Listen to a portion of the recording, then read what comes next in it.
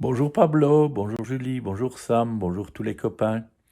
Est-ce qu'il y en a parmi vous à qui il arrive de rougir? Vous savez, on est un peu gêné, timide, honteux et on rougit. C'est embêtant. C'est encore plus embêtant quand les autres le remarquent et ne sont pas toujours très gentils avec celui qui rougit. C'est une histoire de ce type qu'on va lire aujourd'hui. Rouge tomate. Oscar est né un mardi matin, les joues rosées, pleines de santé.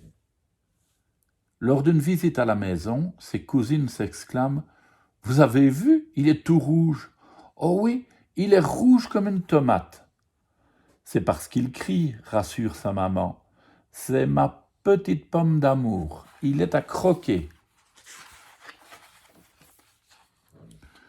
Plus Oscar grandit, plus il rougit. En classe maternelle, la situation ne s'arrange pas. Il y a néanmoins une belle complicité entre les enfants. « Qu'est-ce que vous faites » demande la maîtresse. « C'est pour ressembler à Oscar » crient les copains. À la grande école, fini la solidarité. Toutes les occasions sont bonnes pour se moquer, surtout de la part de Jojo le Terrible. « Oh, la tomate ! Ha ha ! Grosse tomate farcie Tu crois qu'avec ton anorak rouge, on verra moins que t'es tout rouge ?»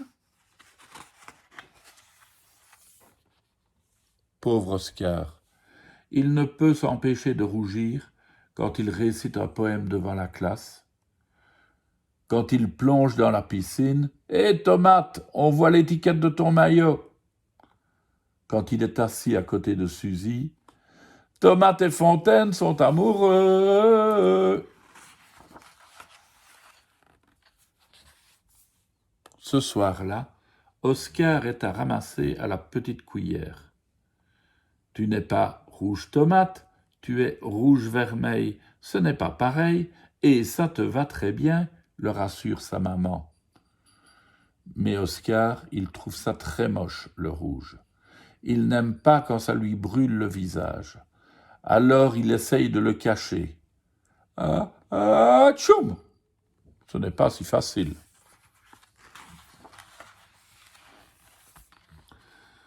Le lendemain, Oscar décide qu'il va arrêter de rougir. Sur le chemin de l'école, à chacun de ses pas, il se répète « Je ne dois pas rougir, je ne dois pas rougir, je ne dois pas rougir, je ne dois pas rougir !» Soudain, il voit son reflet dans l'arrêt de bus. Oh non, quelle horreur! Sa tête s'est transformée en tomate géante. Arrivé à l'école, il a l'impression que tout le monde le regarde. Il voudrait disparaître. Il court se cacher dans la remise, sous le préau. Zut, la place est déjà prise.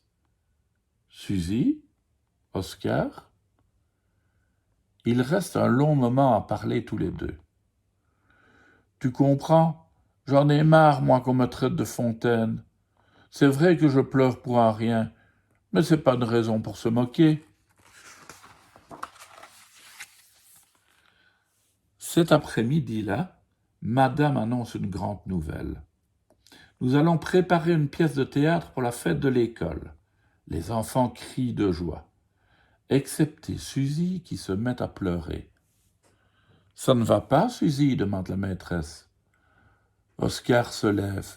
« Nous allons encore être ridicules, et devant tout le monde en plus. »« Ça va bien se passer, rassure Madame. Vous jouerez le rôle des Indiens. »« Et moi alors ? Pas question que je joue un truc nul, dit Jojo. »« Ça te plairait pas de jouer le rôle du shérif, Jojo ?» propose Madame.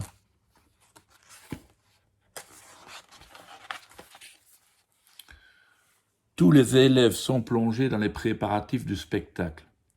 Oscar découvre des paysages magnifiques, de l'aventure et surtout un Indien nommé Joue de Feu. Impressionnant. Je ne suis donc pas le seul à rougir, se réjouit-il. Ses parents l'aident à confectionner son costume. Tu es le plus beau des peaux rouges. Oscar se sent bizarre, comme si quelque chose en lui n'était plus pareil. Est-ce l'effet du costume? Malgré les moqueries de Jojo, il commence à s'amuser. « Ha ha, tomate déguisée en indien. Appelle-moi Joue de Feu, si tu veux que je t'appelle shérif. » Le grand jour est arrivé. Impressionné par tout ce monde dans la salle, Oscar sent à nouveau le rouge lui monter au visage.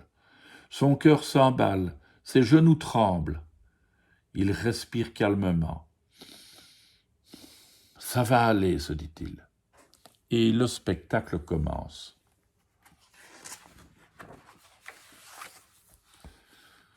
Jojo s'élance sur scène, mais rien ne sort de sa bouche. Il est là, immobile. Il a oublié son texte. Il sent le rouge monter, monter, monter sur ses joues de shérif. La honte! Oscar s'avance et lui souffle. « Je viendrai vous délivrer de ces bougres. Je viendrai vous délivrer de ces bougres, répète Jojo timidement. Grâce à Oscar, le spectacle se poursuit sans encombre. À la fin de la pièce, les enfants s'aperçoivent que certains parents ont les larmes aux yeux. « Les parents aussi, ils pleurent ?» s'étonne Suzy. « Je crois qu'ils pleurent de joie, » murmure Oscar. « Tu sais, je l'ai fait exprès d'oublier ma réplique pendant la pièce. Mais merci quand même, tomate, ricane Jojo. Pas tomate, Joue de Feu, c'est pas pareil, lui répond Oscar. Il salue le public sous les applaudissements. Il y a toujours une solution au problème, n'est-ce pas? À demain les enfants.